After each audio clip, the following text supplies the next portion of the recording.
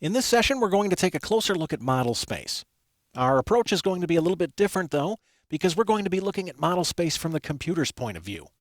Taking this behind-the-scenes look can be very helpful in teaching us how AutoCAD maintains our line work. Model space is essentially an infinitely large virtual grid, much like a sheet of graph paper. We construct our geometry on this grid, and AutoCAD uses the grid to maintain the accuracy of our drawing. Since this grid is infinite in size, AutoCAD needed a way to reference specific locations in space. It does this through the use of baselines.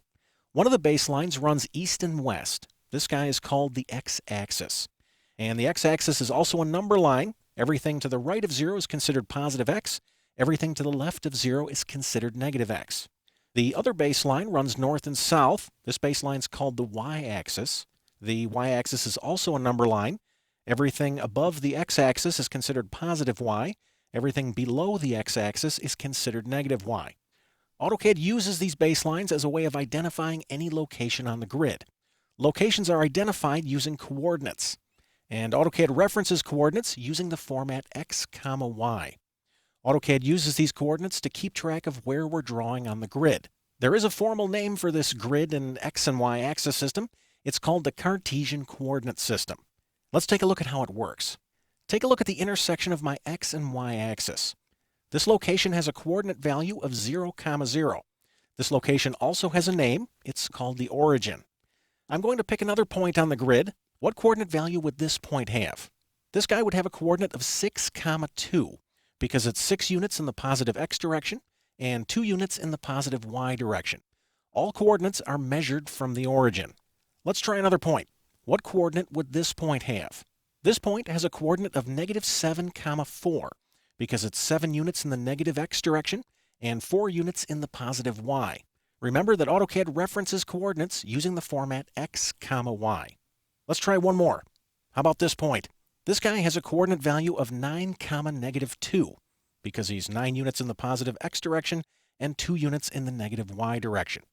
This means when I draw a line on my screen, I'm picking 2 points, and AutoCAD creates a line between them.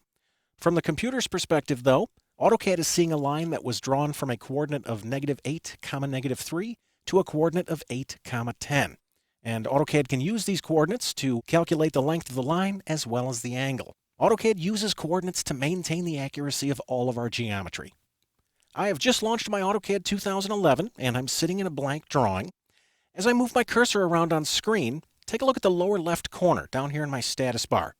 These numbers represent coordinates, and they're showing me the current location of my cursor on the virtual grid. Take a look at the icon in the lower left corner.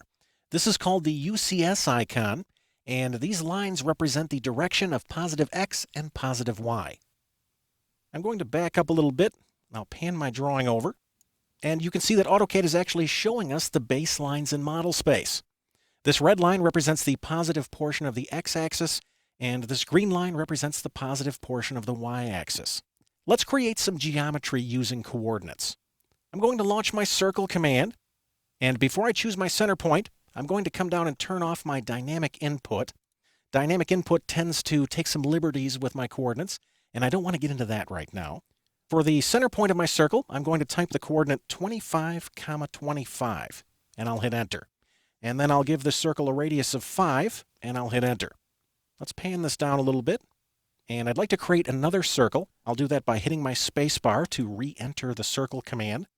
And I will enter a coordinate of 75, 25 for the center of this circle, and then I'm going to hit enter to accept the default radius of 5.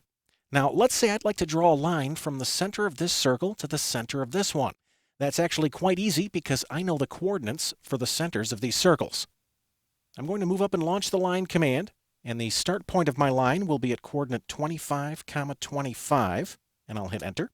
And I'd like to draw this line to the coordinate 75, 25, and then I'll hit escape to cancel out of the command. Now, most of the time we won't be entering coordinates as we draft. However, it is important for you to understand the fundamental way AutoCAD processes our line work in the background.